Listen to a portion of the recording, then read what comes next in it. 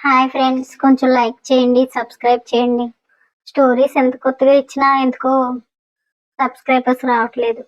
ఋషి కళ్ళు phone screen మీద గట్టిగా నిలిచిపోయాయి.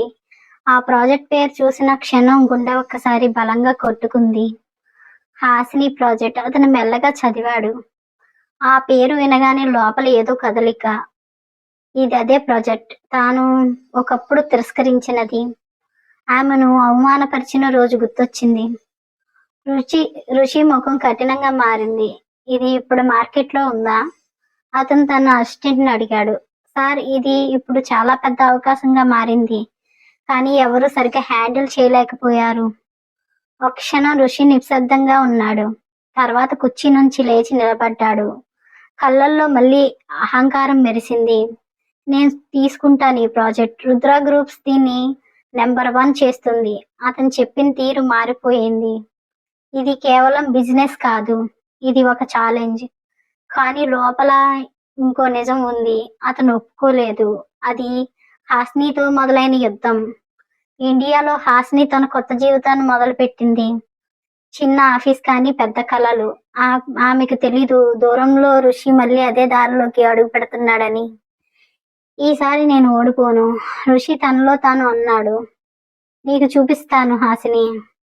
ఋషి ఒక నిర్ణయం తీసుకున్నాడు. ఈరోజు ఒక్కసారి ప్రాజెక్ట్ కాదు, తనతో సృష్టించాలన్నాడు. నాకేదో ఐడియాలు అవసరం లేదు, నేనే సృష్టిస్తా. అతని గొంతులో తిరిగి అదే అహంకారం. రోజులు రాత్రులు ఆఫీస్ లైట్లు ఆరలేదు. ఒక క్షణం కూడా ఆగలేదు. ఋషి టీం అలసిపోయింది, కానీ ఋషి మాత్రం ఆగలేదు. ప్రతి డీటెయిల్స్ ని పర్ఫెక్ట్ చేశాడు. ప్రతి తప్పు ముందు ఆపేశాడు. ఈసారి ఎలాంటి మిస్టేక్ ఉండకూడదు అనుకున్నాడు. కొన్ని నెలల తర్వాత ప్రాజెక్ట్ లాంచ్ అయ్యింది. మార్కెట్ ఒక్కసారిగా రియాక్ట్ అయింది. సార్, ఇదొక బ్లాక్ బస్టర్, మనం నెంబర్ 1 ట్రెండింగ్ లో ఉన్నాం అని అసిస్టెంట్ చెప్పాడు. ఋషి నిశ్శబ్దంగా స్క్రీన్ చూస్తున్నాడు. నెంబర్స్ పెరుగుతున్నాయి. సక్సెస్ అతని ముందు నిలబడి ఉంది. టీమ్ సెలబ్రేట్ చేసుకుంటుంది. ఋషి తన చేతులు సృష్టించిన ప్రాజెక్ట్ మార్కెట్ లో పేలింది. నెంబర్ 1 ఒక్కసారిగా ఆకాశాలను తాకాయి. ఆఫీస్ మొత్తం సెలబ్రేషన్ లో మునిగిపోయింది. టీం సభ్యులు కేకలు వేస్తున్నారు. సార్, మనం హిట్ అయ్యాం. కానీ ఋషి మాత్రం నిశ్శబ్దంగా నిలబడ్డాడు. ఆనందం అతని కళ్ళల్లో కనిపించలేదు. ఏదో లోపల ఖాళీగా అనిపించింది. అతను కిటికీ దగ్గరికి వెళ్ళాడు. సిటీ లైట్స్ చూస్తూ నిలబడ్డాడు. ఒక ప్రశ్న అతన్ని వెంటాడింది. ఇది సరిపోతుందా? అతన్ని తనలో తానే అడిగాడు. సక్సెస్ వచ్చినా శాంతి రాలేదు. అంతలో ఫోన్ రింగ్ అయ్యింది. స్క్రీన్ మీద ఒక పేరు మెరిసింది. Indian office. ఋషి కాల్ లిఫ్ట్ చేశాడు. సార్, ఒక కొత్త కంపెనీ మార్కెట్లోకి వచ్చింది. చాలా ఫాస్ట్ గా గ్రో అవుతుంది.